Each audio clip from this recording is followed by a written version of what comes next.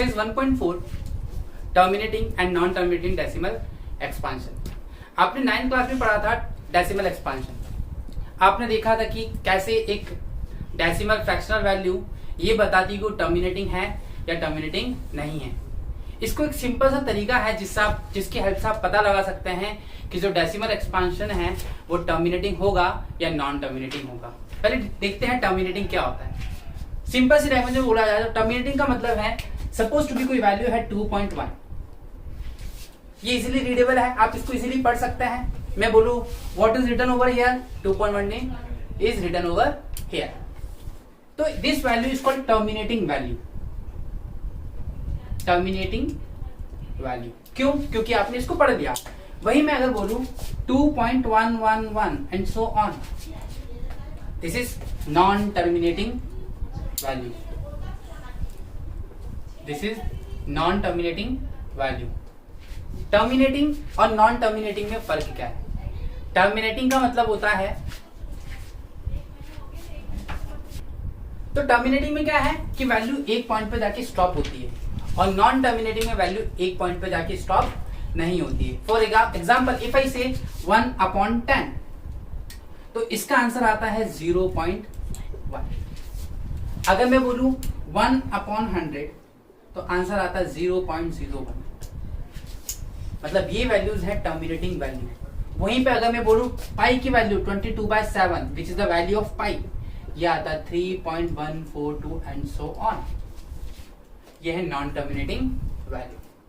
तो आपको कैसे पता पड़ेगा कि वैल्यू नॉन टर्मिनेटिंग है या टर्मिनेटिंग है? ये जो कॉन्सेप्ट है सीबीएसई का बहुत फेवरेट है, क्योंकि सिलेबस ने सीबीएसई ने अपने पैटर्न पे चेंज ला दिया है। एनसीईआरटी ने जो एग्जाम पैटर्न हो गया सीबीएसई का वो काफी चेंज हो गया है। तो उसमें जो एमसीक्यू क्वेश्चन आते हैं, MCQ optional based MCQ type questions आते हैं, उसमें ये क्वेश्चंस बहुत इंपॉर्टेंट है और पक्का आएंगे एग्जाम में। वहां पे आपको 4 ऑप्शन दे देगा और आपसे पूछेगा इनमें से कौन सा नॉन टर्मिनेटिंग है या कौन सा टर्मिनेटिंग है। सीधी सी बात है, कौन सा टर्मिनेटिंग है और कौन सा नॉन टर्मिनेटिंग है, तो आपको बताना पड़ेगा। उसके लिए बहुत सिंपल सा फंडा है, जो बेसिक चीज है वो पता लगानी है। अगर वो चीज आपने देख ली तो आप बता सकते हैं कि कौन सा नंबर टर्मिनेटिंग है या कौन सा नहीं है। मुश्किल से इस छोटी सी वीडियो में आप इस कॉन्सेप्ट को बहुत अच्छे से समझ जाएंगे।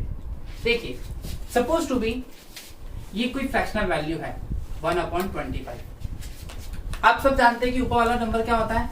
न्यूमरेटर। नीचे वाला होता है डिनोमिनेटर। हमारा इंटरेस्ट न्यूमरेटर पे है ही नहीं, हमारा इंटरेस्ट है डिनोमिनेटर पे।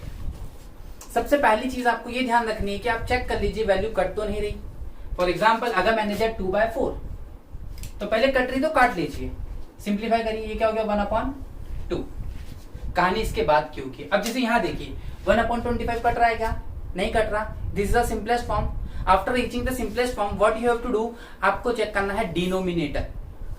आप क्या चेक करेंगे? आप चेक करेंगे डिनोमिनेटर। यहां डिनोमिनेटर देखिए कौन है। यहां डिनोमिनेटर में आपने देखा कि आपके पास है 1/25। आप सिर्फ डिनोमिनेटर पे फोकस करिए और डिनोमिनेटर के फैक्टर करिए। डिनोमिनेटर का अगर आप फैक्टर करते हैं तो आंसर आता है 1/5 × 5। ये बस कभी भी ध्यान रखिएगा, अगर आपने फैक्टर किया और डिनोमिनेटर में फैक्टर बनता है 2m × 5n, 2m × 5n, it means denominator में सिर्फ या तो 2 हो या तो 5 हो या तो ये दोनों हो। अगर इनके अलावा कोई भी नंबर आता है तो वो वैल्यू बन जाती है नॉन टर्मिनेटिंग वैल्यू। अब आप यहां देखिए, यहां पे कौन है? सिर्फ 5 है। मैंने क्या बोला? आइदर 2 और 5 या बोथ, या तो दोनों ही हो या तो दोनों में से कोई एक हो, लेकिन इन दोनों के अलावा कोई और नंबर आता है तो वो टर्मिनेटिंग नहीं होगा। फॉर एग्जाम्पल इफ आई से 1, मतलब ये क्या है? सिर्फ 5 आ रहा है तो ये बनना 1/5n, मतलब 5/2 अपन n ले लेते हैं, उसको कोई इश्यू नहीं है। तो ये हो गया टर्मिनेटिंग। सिर्फ देख के बता दिया आपने। अब वहीं पे मैं बोलूं 1/20, 1/20 के फैक्टर करके देखिए नीचे, 2 × 2 × 5। What I have told you, मैंने आपको बोला है कि नीचे सिर्फ ये दो फैक्टर्स होने चाहिए, 5 और 2, और आप यहां देखिए सिर्फ 2 और 5 ही फैक्टर्स हैं, मतलब ये भी क्या हो गया, टर्मिनेटिंग। वहीं पे अगर मैं बोलूं 1/27, 1/27 करिए फैक्टर इसके, 1/27, 3 9 27, इट मीन्स ये 3 का क्यूब है। क्या आपको 2 दिख रहा है, क्या आपको 5 दिख रहा है? और सबसे इंपॉर्टेंट चीज, अगर वो होते भी तो भी ये नॉन टर्मिनेटिंग ही होता। क्यों? क्योंकि यहाँ पे कौन आ गया है, 3। और मैंने क्या बताया आपको, सिर्फ और सिर्फ बेस में, इट मीन्स डिनोमिनेटर में ये चीज होनी चाहिए। अगर डिनोमिनेटर में ये चीज है तो वैल्यू ऑटोमेटिक हो जाती है टर्मिनेटिंग, एल्स वो रहेगी नॉन टर्मिनेटिंग, वो रहेगी नॉन टर्मिनेटिंग। मतलब आपको सिर्फ डिनोमिनेटर चेक करना है और डिनोमिनेटर के फैक्टर्स करने हैं। उससे पहले आप ध्यान रखिएगा कि आपका जो फ्रैक्शन है वो सिंपलेस्ट फॉर्म में हो जाए। फॉर एग्जाम्पल एक लेते हैं 8/32, 8/32। तो पहले कट कर लें इसको, 8 बन रहा है 8, 8 4 32। अब देखिए क्या बन रहा है, ये 1/2 का स्क्वायर, नीचे कौन आ गया, सिर्फ 2। और मैंने बताया नीचे कौन होना चाहिए, या तो सिर्फ 2 होना चाहिए, या तो सिर्फ 5 होना चाहिए, या तो ये दोनों होने चाहिए।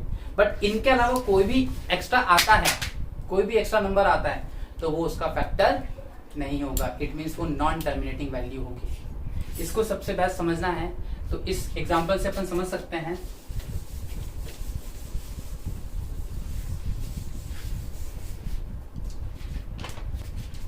देखिए 1/8, 1/100, 2/50। चेक करते हैं इसको, 1/8 के अगर आप फैक्टर करें तो ये बन रहा है 2 × 2 × 2। और कंडीशन क्या है, जो डिनोमिनेटर है, जो डिनोमिनेटर उसमें आपका बनना चाहिए 2 की पावर n × 5 की पावर m। आप 2 की पावर m लिख लीजिए, × 5 की पावर n लिख लीजिए, कोई फर्क नहीं पड़ता। जैसे कि मैंने पहले में m लिखा था, इसको n लिखा था, तो कोई इशू नहीं है, ये लिख लीजिए mn। फैक्टर करिए, क्या बन रहा है, ये 2 की पावर n, मतलब 2 की पावर 3 बन रहा है। यहाँ पे n की वैल्यू कितनी है आपके पास, 3। और एक चीज ध्यान रखिएगा, या तो सिर्फ ये हो, या तो सिर्फ ये हो, या तो ये दोनों हो। यहाँ पे कौन है अपने पास, सिर्फ 2 है, तो ये बनेगा टर्मिनेट। आप भले डिवाइड करके देख लीजिए, आपको एक ऐसी वैल्यू मिलेगी जो फिक्स होगी, जिसकी वैल्यू डिफाइनाइट होगी। पार्ट 2 100, आप 100 के फैक्टर करिए तो नीचे आएगा 10 × 10, और आप सबको पता 10 को क्या लिख सकते हो, 2 × 5 इंटू, फिर इस 10 को भी क्या लिख सकते हो, 2 × 5।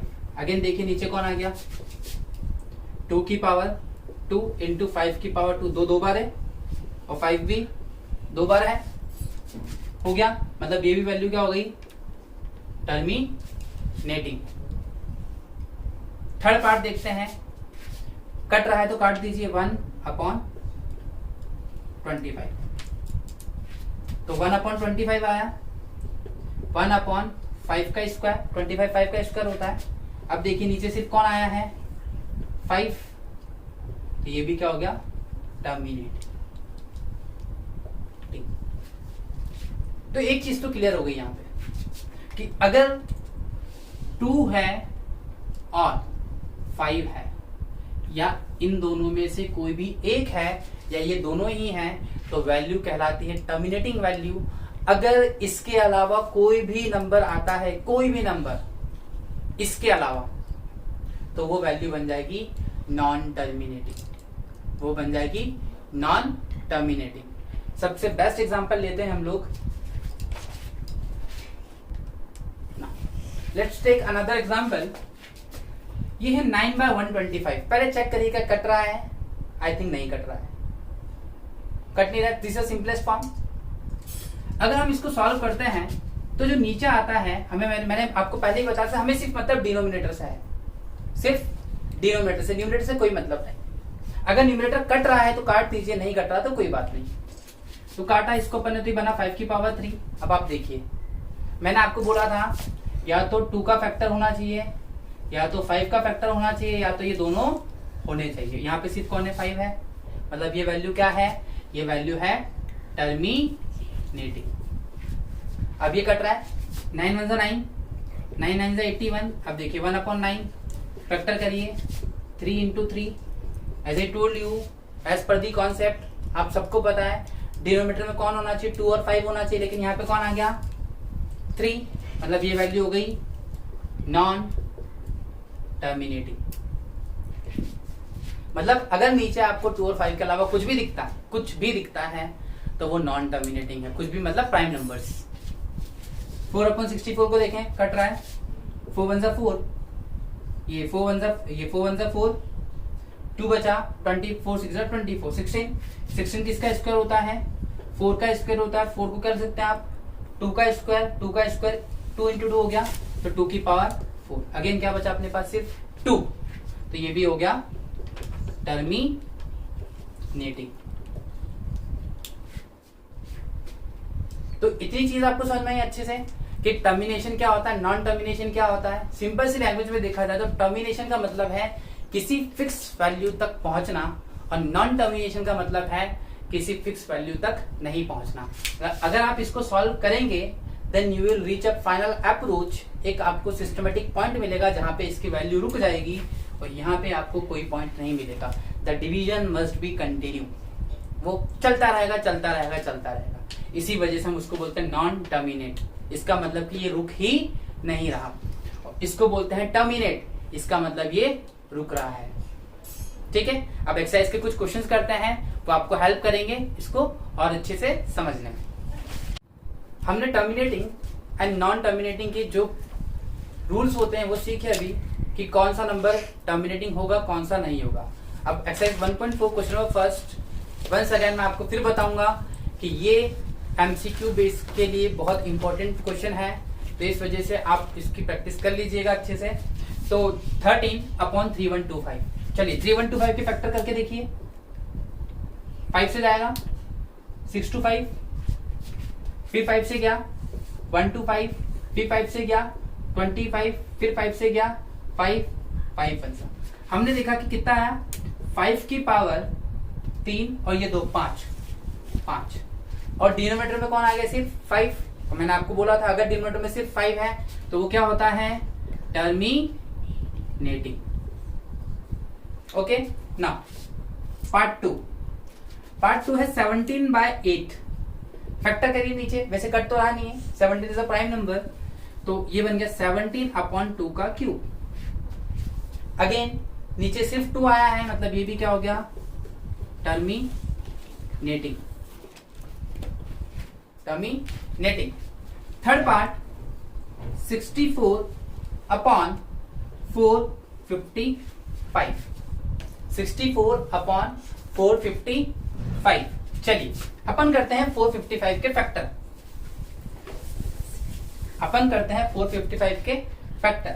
455 का फैक्टर किया 5 से, 5 9 45, 5 1 फिर ये जा रहा है 7 से, 7 1 7, 7 3 21 और 13 1 30। तो जो फैक्टर आया है वो आया है 5 into 7 into 13। देखिए यहाँ पे एक नया नंबर इंट्रोड्यूस हो गया, 5 और 2 के अलावा 7 और 13। फिर सुन लीजिए, अगर 5 और 2 के अलावा कोई भी नंबर होता है डिनोमिनेटर में तो वो देगा आपको नॉन टर्मिनेटिंग वैल्यू। तो ये है नॉन टर्मिनेटिंग, और नॉन टर्मिनेटिंग क्यों है आपको बहुत अच्छे से पता चल गया।